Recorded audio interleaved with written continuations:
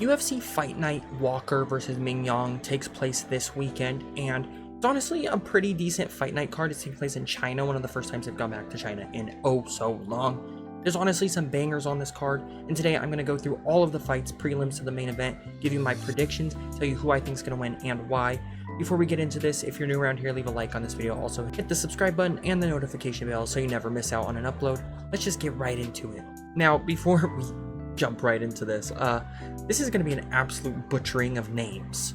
Okay, there's a lot of Chinese talent. There's a lot of crazy names, and pronunciation ain't my strong suit. You know, I'm not very good with my tongue unless it's for your mother. But the first fight on the card, Iran Sadibaladiev versus Dayar Nurgozahe. Iran is coming off a loss to Martin Verde in his UFC debut. He has a lot of finishes in other promotions, and DR is also coming off a submission loss to Brenson Ribeiro. Before that, he had a nice winning streak going, but a lot more decisions compared to Iran. I'm going to choose Iran to win this fight. I think his killer instinct is stronger. He's the bigger guy. I think he's got this in the bag. Great names. Love it. It doesn't get any easier because next is Zhao Long versus Su Young Yu. Zhao Long, he's actually kind of solid. He KO'd Kwang Li not too long ago, and he also had a split decision loss. He's quite experienced in his career. He wins a majority of his fights by decision, and he's facing Zhang Yu, who is on quite the run as of right now. 4 in a row, all decisions, so I wonder how this fight will go. I'm gonna go with So Young Yu by decision. Shocker, I know. I think he's all around a little bit better, and he's gonna be able to control the flow of this matchup just a bit more than Zhao Long. Nailed it. Next fight, Yiza versus Weston Wilson. Yiza's a huge favorite in this one, even after his last fight was a decision loss to Gabriel Santos. He has 14 wins by submission, so he's a bit of a master of snatching limbs and breaking them and doing all that, choking you out, and Weston Wilson is just kind of whatever. Cool name, but honestly his losses aren't awful. He's lost to Gene Silva, Joe Anderson Brito, and I do think Yiza is going to get this one done. He's just a better fighter in my opinion. He has way more weapons, and I'm going to go with a first or second round submission in this one. We've seen him get a lot of submission wins, and Weston Wilson's actually been tapped out 4 times, so let's make it 5, you know? Then a crazy fight, Michel Pereira versus Kyle Daukaus. It's just such a weird matchup to see in Big 2025. Michel Pereira thrives in matchups against guys like Kyle Daukaus. He got that name and he licked his lips, you know what I mean? Daukaus is back in the UFC for the first time since 2022 when we thought he was going to be like the greatest of all time with his brother or whatever. Pereira is a very flashy fighter, not actually very good, but he is fun to watch. He does like backflips and soccer kicks and cage kicks and all these things that are just like insane and shouldn't be happening to anyone who's good enough to be in the UFC. He recently lost very bad and very embarrassingly to Anthony Hernandez, but Anthony Hernandez is proven to be amazing, and he also lost to Abus Magomedov in a pretty competitive fight. Abus is also a ranked fighter, so it's not like a bad loss. It's solid competition. When I look at Kyle Daukaus, I just don't see a good fighter, to be honest. He was supposed to fight someone else on this card, and he took this fight just a week earlier, so like I'm not worried about the switch in events for Daukaus. Like, it's not like he's taking a super short notice fight, but Pereira is just a better opponent than who he was going to fight, and he's still dangerous, and I think he's going to cold Daukaus in like the second round, probably get a funny knockout with some weird highlights in there. Next up, we have a banger, Rong Zhu versus Austin Hubbard. Rong Zhu's fun. He loves to scrap. His fight against Cody Steele was electric. He has good hands, lots of power, and a crazy amount of fights for a 25-year-old. Yeah, he's 25. And Austin Hubbard isn't the worst, but he's on a losing streak versus Alexander Hernandez, who just isn't bad, and Markel Medeiros, who's also solid. He relies a lot on decision wins, and even his losses were split, but I feel like Rong Zhu's power is going to be the big like difference in this fight. I think he's going to have the bigger moments, and I low-key see him getting a knockout in this fight. Hubbard's yet to be KO'd in his career, but I feel like Rong Zhu's hands are very good, and I think he can catch Austin Hubbard. I'm going Rong Zhu. Okay, what is this name? Loner Kavanaugh. Loner, my nickname in high school. He's taking on Charles Johnson, okay? This is actually tough because Kavanaugh's an undefeated prospect in the flyweight division who has a few finishes in his career, and Charles Johnson's a veteran of the game. He has a KO win over Joshua Van. Yeah, he actually has some really impressive wins. You know, Joshua Van, the future GOAT of the division, like, It's crazy. He beats guys like Sumadarje, you know who I'm talking about, and Jake Hadley are also on his resume. That one is actually pretty close. I haven't seen a lot of Loner Kavanaugh, and I just feel like Charles Johnson is gonna get this one done. Maybe a second or third round TKO. He has a lot of power for the flyweight division.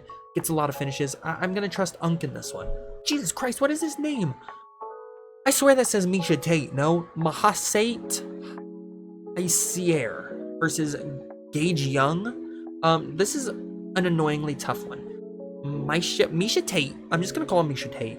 He was on a great win streak before losing 3 of his last 4, which is a bad look. His last time out against Nicolas Mata.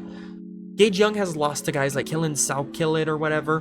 God, I'm so bad with names. You know exactly who I'm talking about, and I know who I'm talking about. I just can't say the names, okay? And Evan Elder. 6 of his 9 wins are by KO, and I low-key feel like his chances here to get another one are pretty high. I'm gonna go Gage Young, second round KO. That might be a weird take, but I'm going with it. Jesus. Ty Lake Nuarji versus Kiefer Crosby. I don't really have a lot of info on Tyke Lake. Sure, the water's nice, but I see as a big favorite, and I do know that Kiefer Crosby is just not that good, so Ty Lake by drowning him out in a submission. All right, then we got Sumaderji versus Kevin Borjas. This is a solid fight. Sumaderji last beat Mitch Raposo. He has lost to guys like Matt Schnell, Tim Elliott, Charles Johnson, who are solid names at flyweight.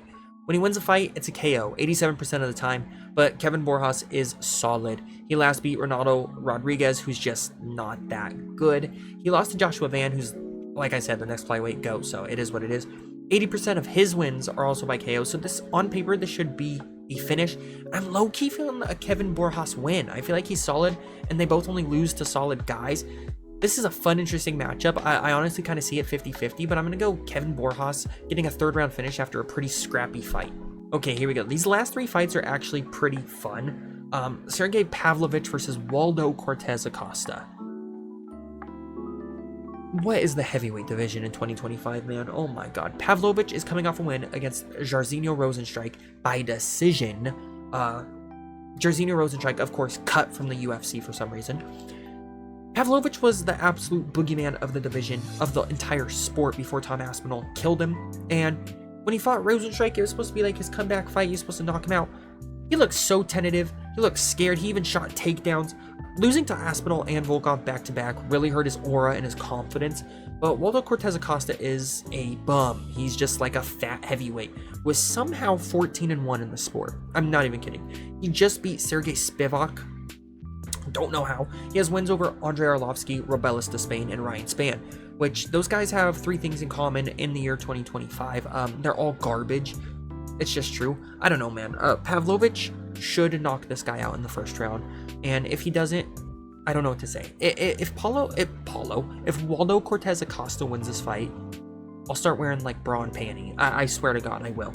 There's just no way he loses, but I think this is easily a win for Pavlovich, and if it goes past 1 round, I'll be very shocked, and he should just reconsider his career if he loses. Moving on. Whew, the best fight on the card. Brian Ortega versus Aljamain Sterling. Okay, we have the eagle, he broke his beak, versus, I don't know, the chicken, he fluked a belt. Anyways, I actually really like Aljo, so jokes aside, this is by far the best fight on the card. This should be the main event, but neither of them are Chinese, so co-main event it is. Brian Ortega's back after getting embarrassed by Diego Lopez in front of his ex-lady, of course. This is a very different matchup stylistically compared to his last fight. Diego was trying to absolutely kill Ortega, just swinging the biggest overhands and combos ever.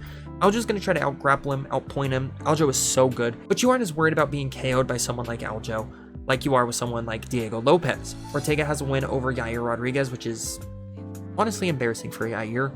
Ortega has solid hands, and I think he'll be able to showcase that in the striking exchanges during this one.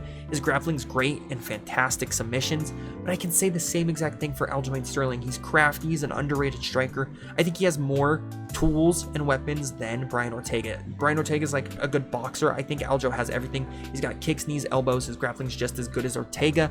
It's going to be an absolutely beautiful time to watch these two grapple. Like, I think it's going to be very compelling. One thing I will say, I don't know if this is a 3-rounder or a 5-rounder. It's not going to change my opinion on the outcome, though. The outlier for me here is the career path. I really feel like Ortega is coming into fights looking flabby, unmotivated. He's debating to move up to lightweight because he can't lay off the pizza, and all I gotta say, I'd probably stress eat too if I lost Tracy Cortez, but I get it. Aljo's still a beast. He had an insanely close fight with Movsar Evloev, who is looking unstoppable lately, should be fighting Volk next. So, like, that says a lot. I think Aljo is gonna get this one done. Probably a decision, whether it's 3 or 5 rounds, I think Aljo by decision. He's still really good, and Ortega should try to move up to lightweight after this. I think he had his time. You know, I think this is where his beak is fully going to break here. You know, he's going to get pieced up, he's going to get taken down, out-grappled, and yeah, he's going to have to move on to lightweight. Moving on to the main event, Johnny Walker versus Zhang Mingyang. This one's quite easy to me. Johnny Walker is a very unique striker. He's quick, innovative, awkward, and tough to deal with. But when he's dealt with, oh my god, is it brutal. He has the weakest of chins, like quite literally the weakest. He's been KO'd in back-to-back fights in very hilarious, brutal meme-like ways. Granted, it's been to good competition. I do think Zhang Mingyang is good though. He absolutely destroyed Anthony Smith. He's on a 12-fight win streak. 13 of his wins in his career are by KO. He's just brutal. He has a lot of power, and he's a smart striker. I think he can and will knock out Johnny Walker in the first round at home. Walker just can't be trusted to be picked in fights anymore. Like, he's good enough to be unranked, guys, and I think he'd honestly be like top 10 at heavyweight. But Zhang is really good and really just an underrated contender, and I think he'll show that on Saturday.